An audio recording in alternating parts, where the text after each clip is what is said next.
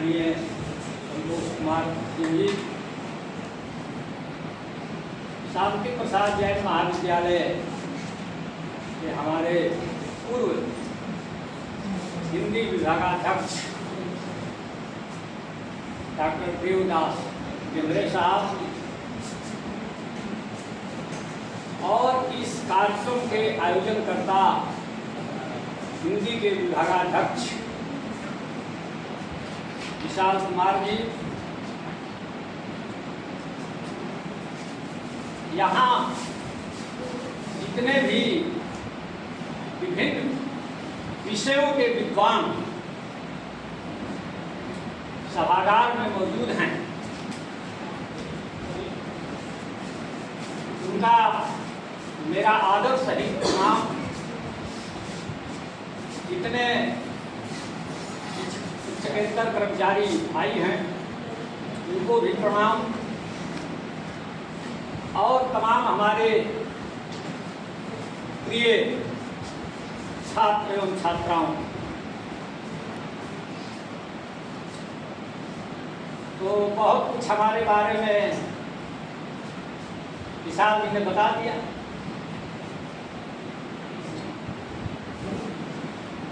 हमारी इच्छा थी कि मैं दुनिया का सबसे बड़ा शब्दकोश लिखूं, तो किसी ने 2 भाषा में शब्दकोश लिखा, हिंदी और अंग्रेजी में, किसी ने 3 भाषा में लिखा, हिंदी, अंग्रेजी, उर्दू। मेरा सपना था कि मुझे दुनिया का रिकॉर्ड तोड़ना है, तो मैंने 95 भाषा का डिक्शनरी लिखा।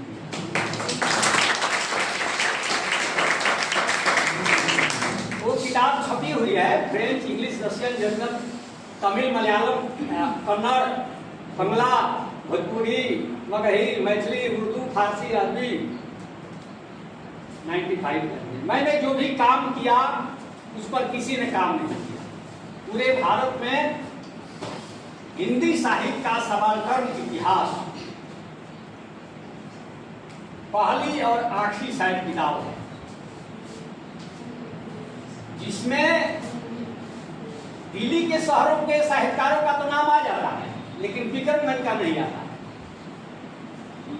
तो मैंने इस तरह का रिमोट इलाके में रहने वाले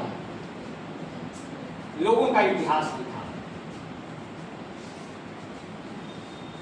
नाम पर मैं नहीं जाता हूं, उसको तौलता हूं कि वास्तव में इसके पात्र वो थे या नहीं थे। अभी तो बहुत सारे लोग बड़े बड़े पुरस्कार ले रहे हैं, साहित्यकार तो लिख रहा है, उसको नहीं मिलता है। लेकिन जो रात दिन इसी में लगे हैं सरकार के पीछे पीछे, उनको बड़े बड़े पुरस्कार मिल जाते हैं।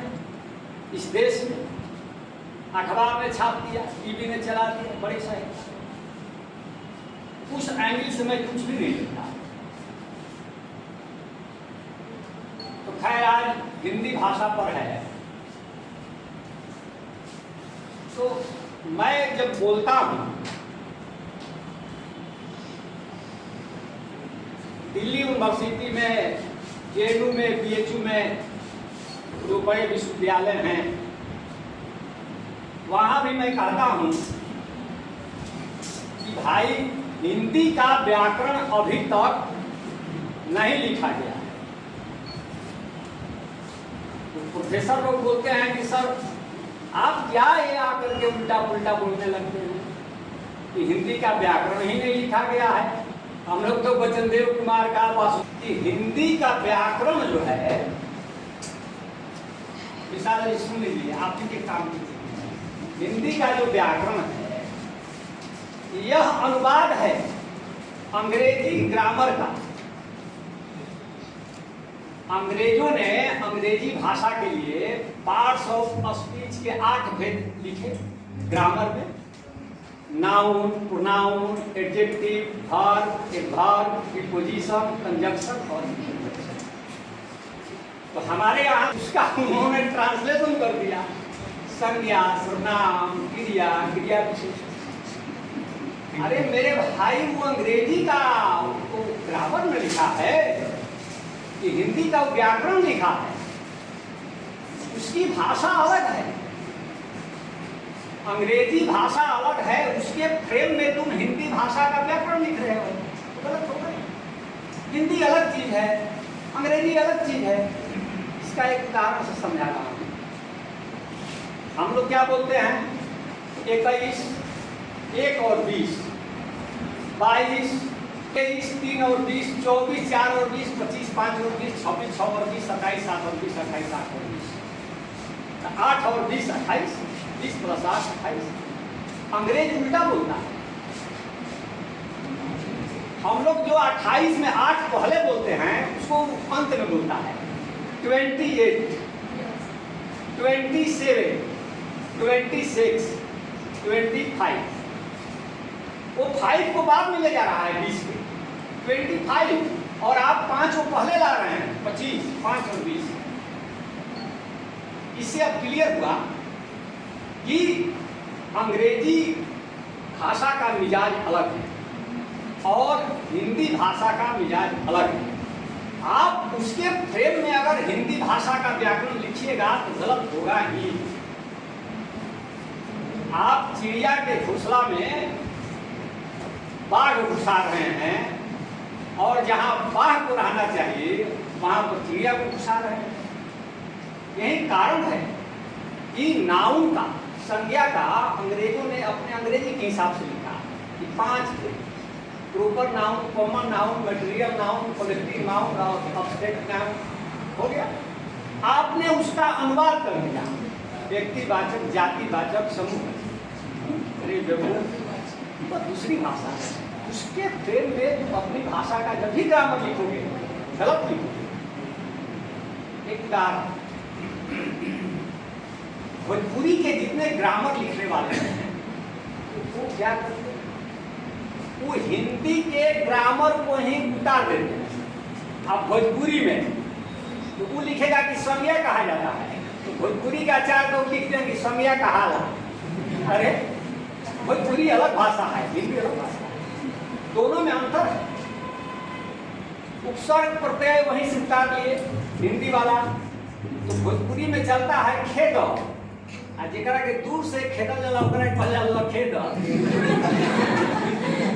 तो भाई लोग उपसर्ग कहाँ है हिंदी में, अंतर है। एगो खान होला, एगो खादान होला। ई दो जौन बा ना उपसर्ग हो ना प्रत्यय है, बीचई में घुसल बा, खा ना खदा। भोजपुरी जानता है अब कैसे प्रयोग करी, हम का बने हम। अबे जितिया विद्वती आवता आवता, तो भाई ये अद्भुत चीज है। इसकी गहराई में जितने प्रवेश कीजिएगा एक से एक रत्न मिलेगा, आपका पूरा इतिहास खोल देगा एक एक शब्द। तो जितिया इतिहास जरा खोलते हैं शब्दों से, देखिए। तो जितिया का मतलब होता है यह वह पर्व है जिस दिन औरतें अपने पूत को जीवित रखने के लिए एक व्रत करती है। जितिया माने जियत रहे पूत, जितिया। तो पहले के जमाना में हैजा प्लेग बहुत आता था, तो सब कोई कहे ना कि हे भगवान कम से कम 7 को पूत दिया। हमारे बाबूजी खुदे 7 भाई का, 6 भाई मर गए, अकेले हमारे बाबूजी बचे। हैजा प्लेग चेचक तब दवाई खा, तो सतपुतिया खाई जाला जितिया के दिन, मालूम है ना। तो सतपुतिया कहाँ खाई जाला भाई जितिया के दिन, तो सतपुतिया के मतलब होला वो सब्जी जमुना के एक समय 7 को पूछ होके वह सतपुतिया। अब जाके घरे सतपुतिया देखिया जाए तो सतपुतिया में एगो जो कोढ़ी होला ओकरा में 7 को भतिया लागेला एक संगे। गिन के देखिए, हम गिनले बाटे सब के इतिहास बा। 28 तो ओकरा 8 को मोड़ होला, ऐसे ओकर नाम हो 28, ऐसे लिखे ना, सब जाने के चाहिए। तो सतपुतिया के 7 को बेटा होना देखे संगे, तो मेहरानू लोग वो दिन सतपुतिया खला कि हे भगवान कम से कम 7 को पुत्र दिया, 2-4 को मर भी जाए है जा प्लेग में तो बची। यही से द्वितीया के दिन सतपुतिया खाए के परंपरा है। लेकिन भैया अब तो मेडिकल साइंस इतना डेवलप हो गई, अब सतपुतिया लोग मत खा, अब तो सतपुतिया खिला मुद्दाबाजी बहुत हो जाए भारत में। लेकिन ये भारत हो जाए भेड़िया नाम लागल एक भेड़ के लिए चलो सब चल जाता। कवना परिस्थिति में सतपुतिया द्वितीया जुड़ल, आज कौन परिस्थिति बा एकरा में कोई विचार। तो शुरू में कहनी कि यार जितना मेहनत करके स्त्रीलिंग पुलिंग लेकर के रखवा रहा हुआ बालू के बताओ स्त्रीलिंग होगी पुलिंग, माटी के बताओ, तुलसी के बताओ, अरे ईंटा के बताओ स्त्रीलिंग होगी पुलिंग। अगर लेकर पर काहे अपना लोट डले बड़ा जीतो क्या ना हो। अगला पीढ़ी आई तो तारा के गाड़ी दी कि हमार माई बाबू ईंटा के जेंडर पूछत रहा कि स्त्रीलिंग होगी पुलिंग। आपको आश्चर्य होगा, हिंदी के प्रोफेसर हैं, भाषा विज्ञानी है, क्या पढ़ा है। बच्चों पर इतना लोड देने की जरूरत नहीं है। हमारी हिंदी में इतना अभी कॉम्प्लिकेशन है कि उसको हम लोगों को दूर करना होगा। हमारी हिंदी में इसीलिए शब्दों की संख्या नहीं बढ़ रही है। हिंदी की जब पहली डिक्शनरी बनी थी भारत में, उसको एक अंग्रेज ने बनाया 1829 ईस्वी में। उसका नाम था पादरी आदम। उसी ने हिंदी की पहली डिक्शनरी तैयार की, पहली 1829। उसमें कुल मिलाकर शब्दों की संख्या कितनी है भाई? 20,000। 20,000। अभी जो हिंदी डिक्शनरी है उसमें बढ़ोतरी हुई है, तो हम लोग 1.5 लाख शब्दों पर पहुंचे हैं। जरा अंग्रेजी का दास्तान सुनिए। अंग्रेजी की जो पहली डिक्शनरी बनी 1400 ईस्वी में, उसमें कुल मिलाकर शब्दों की संख्या थी 10,000 केवल। इतनी गरीब भाषा थी, पुअर, कि अंग्रेजी भाषा में कुल मिलाकर 10,000 शब्द थे।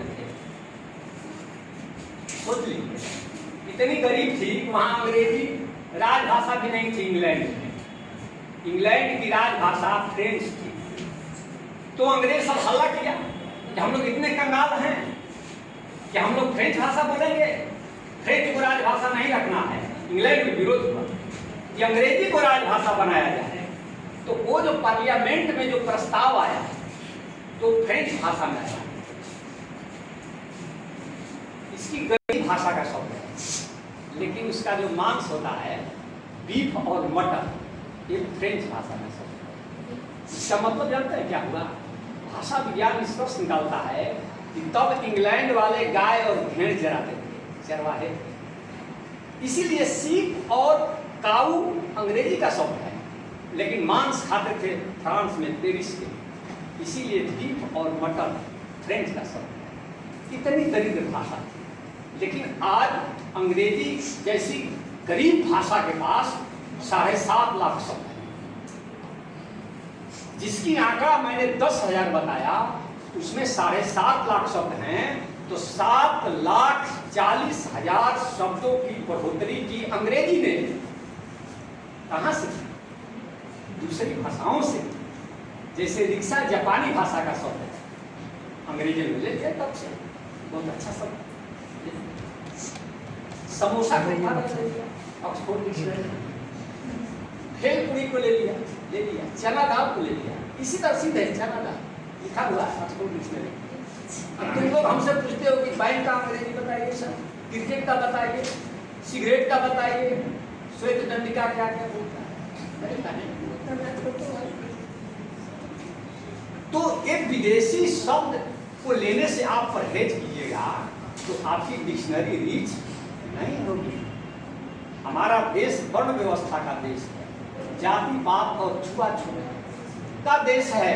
तो हम लोग शब्दों के साथ भी एक खेल करते हैं, लेकिन हम लोग को कानों कान खबर नहीं होता कि हम लोग कर रहे हैं। यही कारण है कि छुआछूत की वजह से हम लोग कहते हैं कि विदेश का शब्द है, इसको हमको डिक्शनरी में नहीं लाना है, नहीं तो हमारी भाषा का धर्म भ्रष्ट हो जाए। भोजपुरी के शब्दों को नहीं लाना है। इसी तरह करते करते हमारे आचार्य लोग 1.5 लाख पर सिकुड़ गए और वो लेकर के चला गया 7.5। चॉकलेट ये मिशिगन भाषा का शब्द है। अल्मीरा, टोबैको ये सब पुर्तगाली भाषा का शब्द है, लेकिन उस सबको ले रहा है। अंग्रेजी की जो डिक्शनरी है वो 1 साल में 4 बार उसका रिवीजन होता है। कितनी बार? 4 बार। हर 3 महीने पर अंग्रेजी डिक्शनरी मांझी जाती है, ऑक्सफोर्ड डिक्शनरी। तो उसमें नए नए शब्द जो प्रचलन, अभी कोरोना काल में कितने सारे शब्द आ गए हैं, उसको अपना लीजिएगा तो आप बहुत धनी हो जाइएगा। लेकिन यहाँ कोई अपनाने को तैयार नहीं। ये सब ऑक्सफोर्ड डिक्शनरी ले रहा है, 3-3 महीना को वहाँ रिवीजन हो रहा है, शब्दों की संख्या बढ़ रही है। हमारे यहाँ रिवीजन नहीं होता है हिंदी डिक्शनरी की। इसका एक एग्जाम्पल बताते हैं कि मैं एक बार डिक्शनरी में आतंकवाद शब्द खोज रहा था।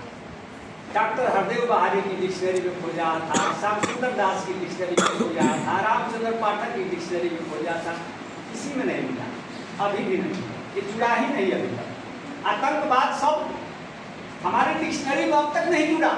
सोचिए हम लोग कितने बैकवर्ड हैं। तो वहां साल भर में 4 बार रिवीजन होता है। और जानते हैं ऑक्सफोर्ड डिक्शनरी जब पहली बार छपी थी, अंग्रेजी डिक्शनरी है, तो उसको पहली बार छपने में 76 साल लगा था। 4 पीढ़ी उसको बनाने में लगी थी। मैं बना रहा था ऑक्सफोर्ड डिक्शनरी मद्रास, तो फिर दूसरा आदमी आया, वहां से शुरू किया। ऐसे ऐसे 4 पीढ़ी लगी तो 76 साल में ऑक्सफोर्ड डिक्शनरी बनी। और वेबस्टर डिक्शनरी को, जो अंग्रेजी की सबसे समृद्ध डिक्शनरी है, उसको बनने में 104 साल लगा था। उसमें 6-7 पीढ़ी लगी थी। उस तरह का काम हिंदी में नहीं होगा। हिंदी में अगर उस तरह का काम होगा तब आपकी हिंदी डिक्शनरी रीच होगी। सबसे दिक्कत यह है कि जो हिंदी की डिक्शनरी लिखने वाले लोग थे वो कहाँ गए, उनकी जांच होनी चाहिए। वो कहाँ गए? बिहार का तो किसी ने हिंदी डिक्शनरी लिखी, किसने लिखी? तो जो नामी लोग हैं वो सारे लोग बनारस और इलाहाबाद के बीच के सारे लोग। श्याम सुंदर दास, डॉक्टर हरदेव बहारी, बद्रीनाथ कपूर, मुकुंदीलाल श्रीवास्तव, ये लोग बड़े पुरस्कार हुए हिंदी भाषा के। ये सारे लोग इलाहाबाद से बनारस के बीच ही रहते थे। तो उन लोगों का जो नॉलेज था वो उसी एरिया के शब्दों का था। यही कारण है कि हिंदी डिक्शनरी में ज्यादातर, लेकिन हमारी जो हिंदी, हिमाचल प्रदेश, हरियाणा, राजस्थान, छत्तीसगढ़, उत्तराखंड, झारखंड, ये सभी शामिल हैं। लेकिन हिंदी डिक्शनरी में अगर राजस्थानी शब्द खोजिएगा हिमाचल प्रदेश के तो नहीं मिलेंगे। इसका कारण यही है कि कोई पोस्टकार्ड हमारा हिमाचल प्रदेश का हुआ ही नहीं। अब तो हिंदी साहित्य के विद्यार्थी कम है यहाँ, लेकिन एक हिंदी साहित्य में छायावाद है। अब दूसरे विषय के लोगों को जानकारी कम हो, लेकिन एक लाइन इसको बोल देते हैं। तो छायावाद में 4 पिलर माने जाते हैं। कौन कौन भाई, कोई बताएगा? विद्यार्थी में छायावाद के 4 स्तंभ कोई बताएगा? नहीं। एक थे जयशंकर प्रसाद बनारस में थे, और 3 थे निराला, पंत और महादेवी वर्मा। सूर्यकांत त्रिपाठी निराला और महादेवी वर्मा और सुमित्रा नंदन पंत। अब देखिए तमाशा देखिए, तुमको क्या पढ़ाया जा रहा है। ये जयशंकर प्रसाद तो बनारस के थे, लेकिन बाकी जो 3 लोग थे ये तो 4 उत्तर प्रदेश के थे। एक तो ये जान जाओ, उसमें बिहार, झारखंड, और हिमाचल प्रदेश का कोई आदमी नहीं है, कोई लेखक नहीं है, शामिल किया ही नहीं, सब बेईमानी कर गया। तो तुम उत्तर प्रदेश का इतिहास पढ़ रहे हो 20 साल छायावाद का हिंदी साहित्य। अब उसमें आश्चर्य की बात है, उसमें 3 आदमी इलाहाबाद में रहता था। कौन कौन? सुमित्रा नंदन पंत और महादेवी वर्मा और सूचकांत त्रिपाठी निराला की जिंदगी इलाहाबाद में बीत गई। बीती ही नहीं, तीनों लोग वहीं दफन हुए। तीनों लोगों की मृत्यु भी इलाहाबाद में हुई। और जिसने छायावाद नाम उसका रखा, वो भी इलाहाबाद में रख करके नाम रख दिया छायावाद। तो छायावादी काव्य न होकर के वो इलाहाबादी काव्य हो गया।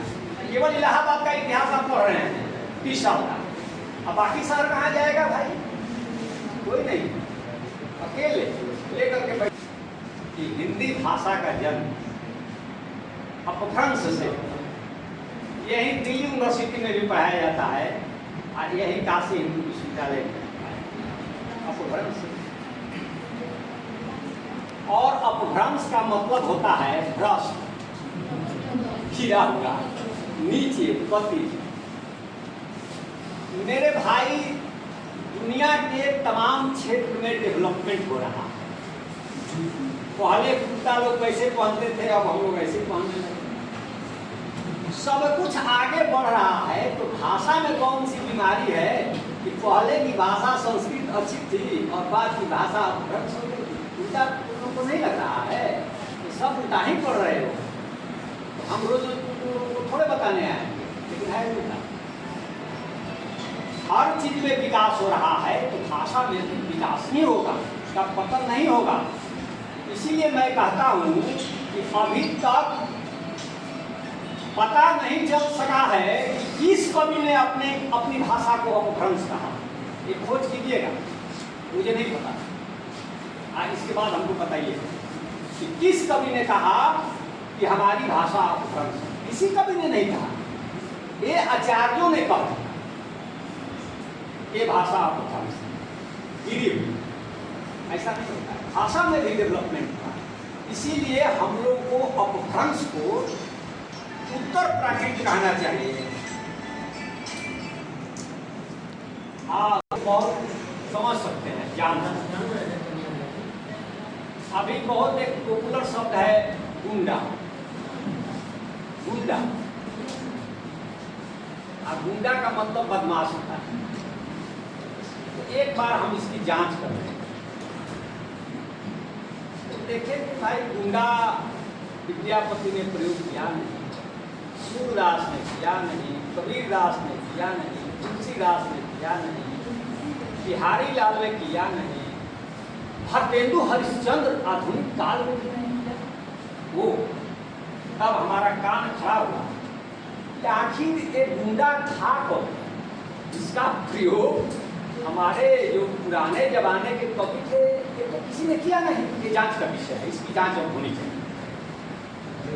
तो जांच करते करते पता चला कि जो गुंडा था वो आदमी था, अब बड़ा दुस्साहसी आदमी था।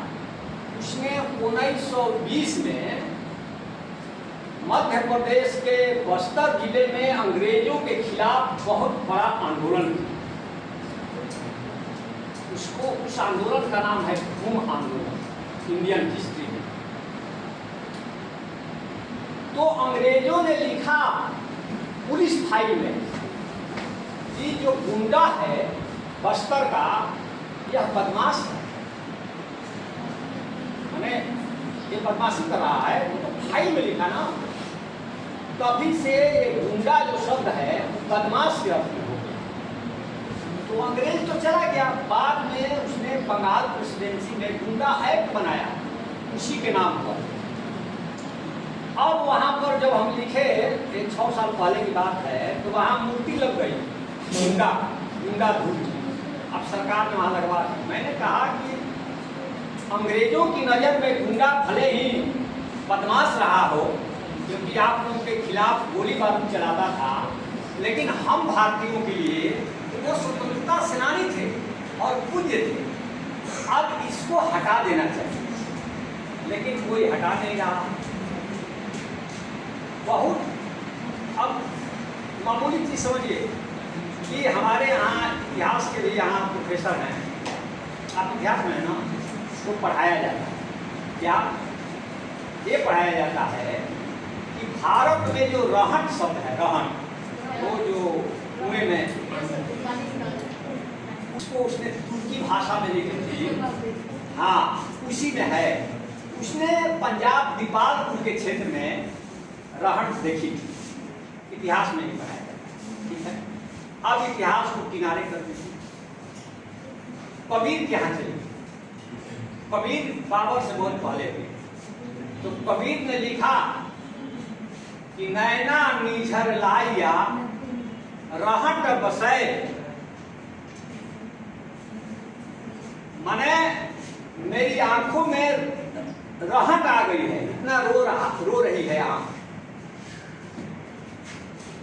तो कबीर ने रहट का प्रयोग किया है, तो निश्चित रूप से कबीर के समय तक बनारस में रहट का प्रयोग होता होगा। इसलिए यह कहना कि बाबर ने पहली बार रहट का प्रयोग किया, यह गलत हो गया। साबुन के बारे में बताया जाता है कि इसको इंडिया में पुर्तगालियों ने लाया, इधर से भाई तो दक्षिण पूर्व एशिया से। तो आपको कहीं नहीं जाना है, आप फिर कबीर पर छापा मारिए। कबीर ने क्या लिखा, उनकी चर्चित साखी है, बिन पानी साबुन बिना निर्मल करे। भाई तो कबीर कहीं साबुन लगाते होंगे या उनके जमाने में लोग लगाते होंगे, तब तो उन्होंने साबुन का प्रयोग किया। तो इतिहास की बात करें, बहुत सारी चीजों की जांच हम लोग भाषा के माध्यम से करते हैं। अब जैसे मान लो इमली, इमली को अरबी भाषा में, मैडम है यहाँ, अरबी भाषा में इमली को क्या कहा जाता है, तमर ए हिंद, तमर ए हिंद, तमर कहा जाता है अरबी में। देखो हर देश का अलग अलग टेक्निकल शब्द है। हम जानते हैं कि क्या पूछेंगे तो तुम लोग नहीं बताओगे। हम अगर क्वेश्चन सेट कर दें कि ऊंट का पर्यायवाची बताओ 5, सारे लड़के फेल हो जाएंगे। हम जो हाँ नहीं बताओगे, हम जानते हैं, हमको मालूम है।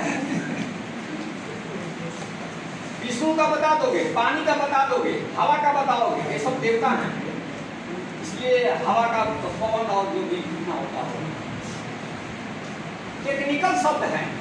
अपने यहाँ ऊंट का प्रवासी पूछेंगे तो ऊंट अपने देश का जानवर नहीं है ना, इसीलिए ऊंट का खूब मेहनत करोगे ना, देखो पुष्ट अंग्रेजी है, ये संस्कृत में बोलोगे और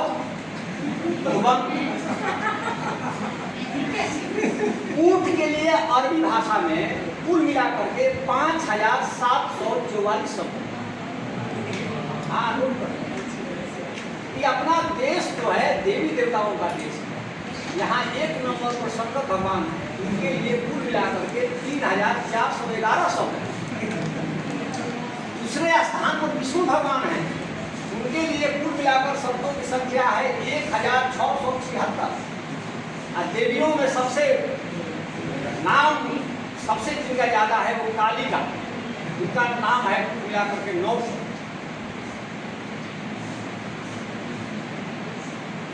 तो लेकिन बात हम शुरू कर रहे थे, मैं इमली की बात कर रहा था कि इमली जो है, अब कैसे हम लोग पता करेंगे कि इमली को क्या कहा जाता है, कमर ए हिंद अरबी भाषा में, मतलब कि हिंद का खजूर।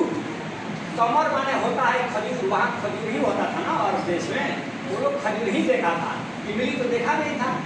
यहाँ भारत में आया तो देखा बेटे की क्या, सोचा कि इमली जानता ही नहीं था, कहा कि खजूर है, सूखा खजूर, नाम रख दिया कमर ए हिंद, माने हिंद का खजूर।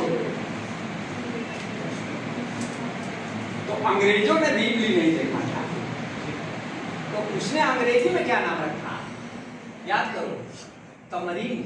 अंग्रेजी में इमली को तमरीन, TAIND,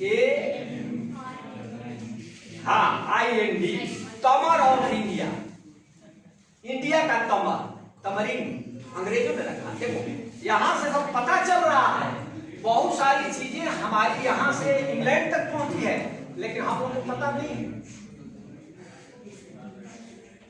अशोक एक राजा थे यहाँ मौर्य काल के, तो उनके बहुत सारे शिलालेख मिले हैं इंडिया। तो जो शिलालेख लिखने वाले लोग थे, उनको जानते हो इस जमाने में क्या कहा जाता था? लेखक को अशोक के जमाने में लिबिर कहा जाता था, लिबिर।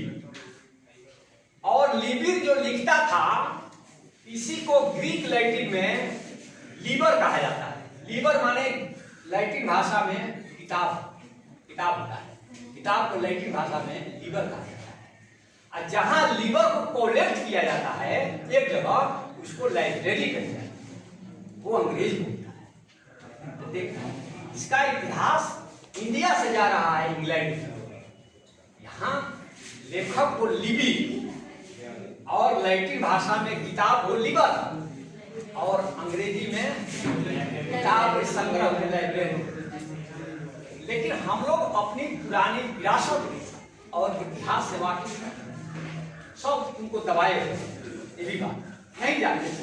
हमको तो आश्चर्य यह हुआ, क्या भाई टेप हो रहा है ना? टेप कर। हमको आश्चर्य यह हुआ कि अशोक का मैं शिलालेख पढ़ रहा था। हम लोग जानते हैं कि पुलिस शब्द अंग्रेजी का है, हम लोग यही जानते हैं, मैं भी जानता था।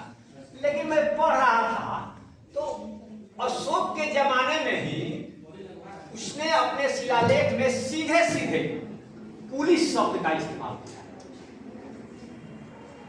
हरस अल्लाह में भी हरस अशरफ पुलिस सीधे।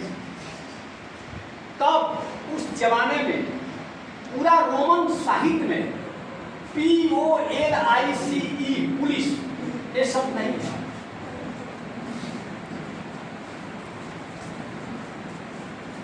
तो अब यहाँ पुलिस स्त्रीलिंग है,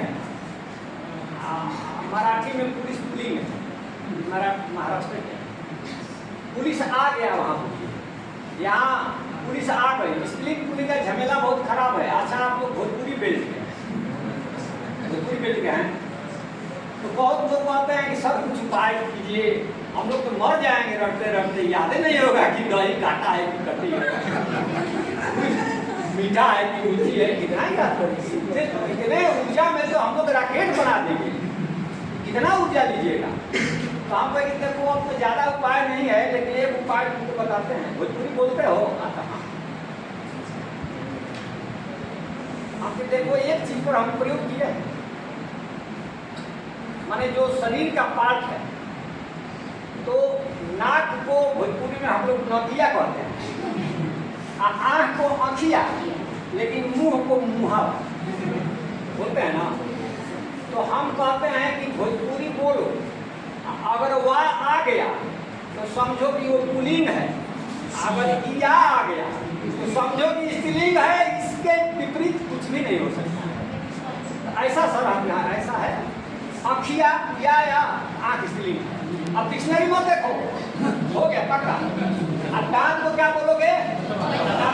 वह आ गया दांत पुल्लिंग है, डिक्शनरी पेट बेटा वहाँ आ गया पेट पुल्लिंग है, वहाँ आ गया पुल्लिंग है, छतिया क्या आ गया? छाती क्या हुआ? पानिया में कहाँ चली गई? अभी तो शरीर का पार्ट पूजा बोल रहे हैं ना, शरीर का पार्ट पूजा बोल रहे हैं, उस हिसाब से सैया भी इसलिए सब छोड़ो। यहाँ मैं का ये कह रहा हूँ, संस्कृत में कलत्र कहा जाता है औरत, कलत्र औरत का एक प्रवासी शब्द है कलत्र। लेकिन अच्छा ये तुम लोग जानते हो नहीं कि देवता शब्द स्त्रीलिंग है? जानो है सर संस्कृत में। हाँ देखिए संस्कृत का क्या ध्यान होते ना, देखिए अब यहाँ दूसरी भाषा का नहीं है ना, तो बहुत कुछ हम बोलवा देते। बोले ना कि देवता स्त्रीलिंग है, देवता स्त्रीलिंग है, अब पता नहीं कौन पुल्लिंग बना दिया, तो हम क्या करें? हम कहते हैं कि बहुत सारी भाषाएं हैं, इसमें नाक को ही मुंह कहा जाता है। ये बोल दिया अमरकंटक में, तो वो बड़ा एक नाराज हुए। हम क्या दोनों में छेद है, इसलिए नाक को कहीं कहीं मुंह, कहीं कहीं मुंह को नाक कहा जाता है। तो वहाँ वो प्रो भिसी थे, मुद्दा भाषी थे। हम भी प्रो भिसी साहब आप कहीं नहीं बोल रहे हैं कि हम लोग नाक को मुंह बोलते हैं, बोलिए ना। तब खड़ा हो गया, बोलिए नाक को मुंह उल्टा है। अरे भाई काना किसको कहते हो? जिसका कान खराब है उसको भी, जिसकी आंख खराब है उसको। आंख का खराब है कहते हो काना। बात ये तो जांच करो तब पता चली। तो भाषा के बहुत ज्यादा जानकारी रहेगी तभी हाँ कान कहा जाता है। इसीलिए काना का मतलब आंख से खराब। तो आप कभी तेलुगु मलयालम जानते नहीं हैं तो यहाँ साइंस भिड़ाइएगा तो गड़बड़ हो जाएगा। खैर आप लोगों ने सुना, बहुत बहुत धन्यवाद।